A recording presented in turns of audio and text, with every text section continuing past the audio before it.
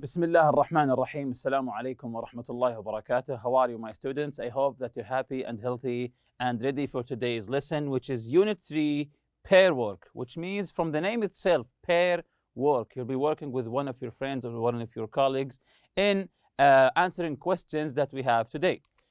But before we do that, please open your workbooks, page 101, exercise A here. Complete the sentences with the words from the box. So, again here, exercise A, complete the sentences with the words from the box. So you can see here the words abstract, adapted, affectionate, bond, duration, embraced, pampered, released, and residence. And you notice here, affectionate is already taken by the example here. Birds can be very affectionate towards their babies. They sit close to them and feed them until they are ready to leave the nest. Again, the example here, birds can be very affectionate, emotional towards their babies. They sit close to them and feed them until they are ready to leave the nest. So the correct answer here is obviously affectionate. So number one, when I go to college next year, I'm hoping to get an on-campus word here because I want to live near all the other students. Again, when I go to college next year, I'm hoping to get an on-campus something here because I want to live. Notice the key word here, live, near all the other students. So what's the answer here? Is it abstract, adapted, bond, duration, embraced, residence, released, and pampered? And notice here the key word live. He wants to live near his friends. So he wants to live someplace. So what's the correct answer here? What's the word that means something that you live in? So let's see, the correct answer here is residence. Residence is the place that you live in. So when I go to college next year, I'm hoping to get an on-campus residence. Why? Because I want to live near all the other students. Number two, today he's going to get himself he's going to get his hair cut and his thobe cleaned and starched. So today he's going to get himself totally what? He's going to do something. What's he going to do? He's going to get his hair cut and his thobe cleaned and starched. So he's taking care of himself on that day. So today he's going to get himself totally, very good, totally pampered, extra care. He's going to get his hair cut and his thobe cleaned and also starched. So continuing here, number three, I prefer art that shows animals and scenery to art. So another kind of art here. I prefer the art that shows animals and scenery to art. I like to know what I'm looking at. So again, I prefer art that shows animals and scenery to something else here, art. Why? Because I like to know what I'm looking at. So what other kind of art that when you see it, you don't know what you're looking at? What do we call it? Most of the time, people don't know what they are looking at. Yes, very good. We call it abstract art. So the answer here, I prefer art that shows animals and scenery, something obvious here, to abstract art. Abstract art. Why? Because I like to know what I'm looking at. Number four, the baby birds will be into nature again after they learn to fly. We must be sure they will be able to survive out in the wild. Again, the baby birds will be into nature again. Into nature again. So what will happen to the baby birds? Again, the baby birds will be into nature again after they learn to fly. We must be sure they will be able to survive out in the wild. So what will happen to the baby birds? The answer is released. They will be released into nature again. Very good. Number 5, I was so happy to see my brother that I him when I got home from vacation. I was so happy to see my brother that so he did something to his brother here, him. When I got home from vacation, what did he do to his brother? He was so happy. He didn't see his brother for a long time. So when he first saw him, what did he do? Yes, very good. He embraced him. I was so happy to see my brother that I embraced him when I got home. Number 6, many people from very strong with their pets. Again, many people form a very strong with their pets. So they form very strong what with their pets? Yes, very good. A very strong bond. Many people form a very strong bond with their pets. Number 7 here, my sister had to have surgery last week, even though the surgery was only 20 minutes. So this is the key word here to help you answer. This is time, 20 minutes. It seemed like a really long time. Again, my sister had to have surgery last week, even though the surgery was only 20 minutes time. It seemed like a really long time. So what's the answer here? What's a word here related to time? Yes, very good. It's the word duration. The word duration. So my sister had to have the surgery last week, even though the duration of the surgery was only just 20 minutes. It seemed like a really long time. Last one here, number 8. We will to living in a new house. So they moved to a new house. They are living in a new house. My father was worried that it would be difficult for us to adjust to the new place. Again, we will to living in the new house. So what did they do well when they moved to the new house? When you move to a new place, what do? Yes, you adapt. We adapted well. We adapted well to living in a new house. My father was worried that it would be difficult for us to adjust to the new place. So the correct answer is adapt. Adapt means to get used to something new. To get used to something new. This is what it means to adapt. Adapt, it means to get used to something new. When you go to a new place, when you go to college, you adapt. You try to get used to this new atmosphere, let's say. So continuing here with exercise B, page 101. Answer the questions. When do you usually embrace someone? So you can answer the questions with whatever you like. So there's no wrong or right answer. So when do you usually embrace someone? Like hugging someone. When do you usually embrace someone? Yes, maybe when you haven't seen someone for a long time and then you see him, because you miss him, of course, you go and embrace him and hug him.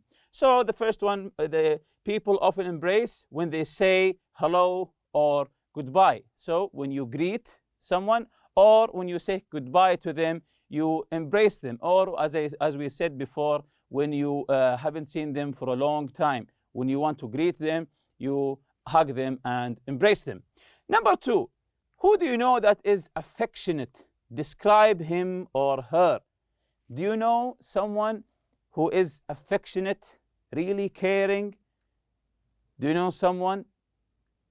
Yes, very good. Usually mothers are very affectionate. So try to describe something that your mother or father do because he or she is affectionate. For example, here I said my mother is an affectionate person. She is always hugging me and my sister. Again, my mother is an affectionate person. My mother is an affectionate person. She is always hugging me and my sister. Number 3, do you like abstract art? Why or why not? Abstract art, when you see a painting, art that is abstract, you can't tell what is in the drawing. Sometimes you see just an eye or a nose in a different shape than that we usually see. So do you like abstract art? Of course, this is according to your own preference. There's no right or wrong answer. This is your own opinion. For me, I don't like abstract art because I want, when I see a painting, when I see an art, I want to know what I'm looking at. So I said here, I don't like abstract art because I often don't understand what the picture is about. When you look at a painting from as an abstract art, sometimes you don't know what you are looking at. You don't understand what's the message, let's say, in the picture. So that's why I don't like it, because when I look at a picture, I want to understand, I want to know what I'm looking at. Number 4, describe your current residence. Your current residence. Do you remember the meaning of residence?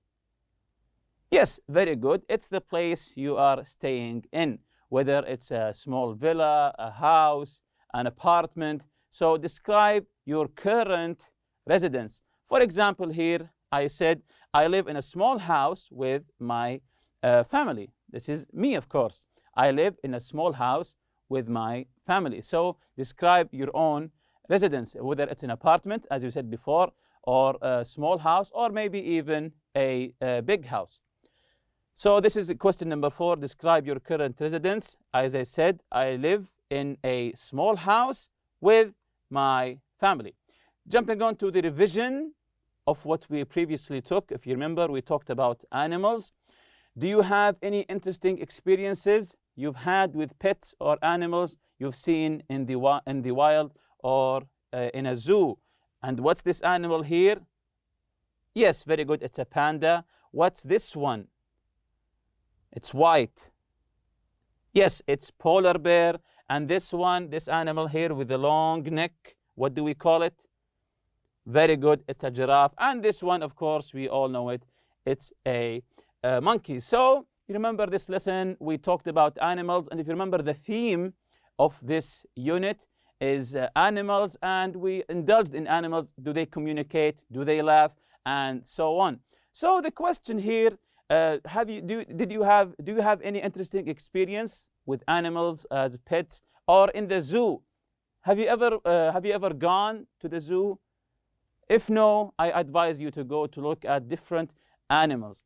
So this is the lesson from previous lecture, and here's the first article. If you remember, the Groundhog Day, this groundhog who knows when winter or spring is coming.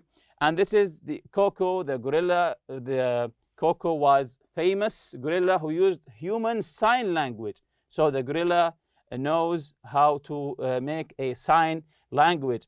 Coco was taught sign language by psychologist Penny Patterson when Coco was just a baby. So from she was just a baby, the psychologist tried to teach her how to make sign signals. Also here, this cat, we called it a mouser from the name itself, a mouser. A mouser is a cat that is kept for the purpose of catching mice. From the name itself here, mouser, the purpose is to catch mice. This is, let's say, a fancy cat because it's in England, and there has been a mouser at the Prime Minister residence. Where did the cat live? It lived in the Prime Minister's residence. Residence here, the place where someone lives. That's why we called it a fancy cat or royalty, let's say, because it's living in the Prime Minister residence just to catch mice. Then we talked about this lion, and one day in 1969, John Randall and Anthony Burke saw real live lion cub. Cub, it means a small or baby lion.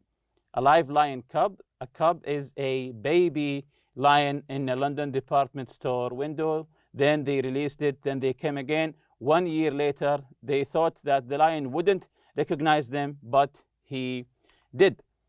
So these are today's objectives. Write a paragraph about an animal. So you're going to write a paragraph with the help of your colleague, of course, about an animal. Describe the animal and its behavior. So this is the pair work here. Let's say write a paragraph about an animal you know. So an animal you know. Describe the animal and its behavior. What does it do? Describe the animal and its behavior, but don't say what kind of animal it is. Keep it a secret. Don't say, is it a horse? Is it a lion? Is it a cat? Don't say what kind of animal it is. Exchange paragraphs with a partner.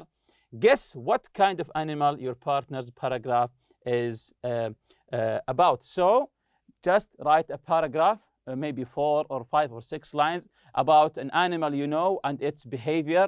Try to describe him and his behavior or her behavior without saying which animal is it. Then try to then give the paragraph to your friend, and also he will give you his paragraph, and then try to figure out what is this animal. For example, when he say, then I rode my animal.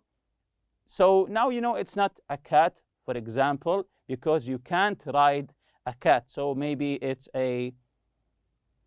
maybe it's a horse, or maybe something else. Maybe when he say, I carried the animal. I carried the animal with my hands.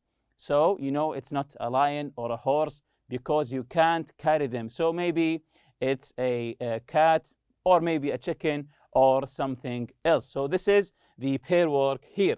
Again, write a paragraph about an animal you know. Describe the animal and its behavior, but don't say what kind of animal it is. Exchange paragraphs with a partner. Guess what kind of animal your partner's paragraph is about. Here's a language builder for you. A word is described as concrete when it refers to a specific physical object that can be seen, heard, or touched, such as book, because book, you can touch a book. Chair, song, you can hear a song. Or star, you can see a star. So we describe a word as concrete when you can see it, you can hear it, you can feel it, and so on. Abstract words describe concepts and ideas, something you can't hear or touch, such as love. You can't see love, you can't hear love. Freedom, hope, and hate. So these words called abstract words. These are things that cannot be seen, touched, or heard. So concrete words, a word that you can see, hear, or touch, like a book. Abstract words that you cannot see, touch, or hear, like love or freedom. Another fun fact here, groundhogs are furry brown rodents that weigh between 9 and 11 pounds. That's 4 to 5 kilograms. They can climb trees, and they're good swimmers. They live underground and hibernate during the winter. This means they go into a very deep sleep. This is what's meant to hibernate, to go into a very deep sleep, similar to a coma. For the winter months, they eat the leaves of grass and other plants, as well as seeds and roots. So this is an interesting information about groundhogs. And with that, we reach the end of this lesson. See you next lesson, inshallah. Subhanakallah wa bihamdik. أشهد أن لا إله إلا أنت أستغفرك وأتوب إليك. السلام عليكم.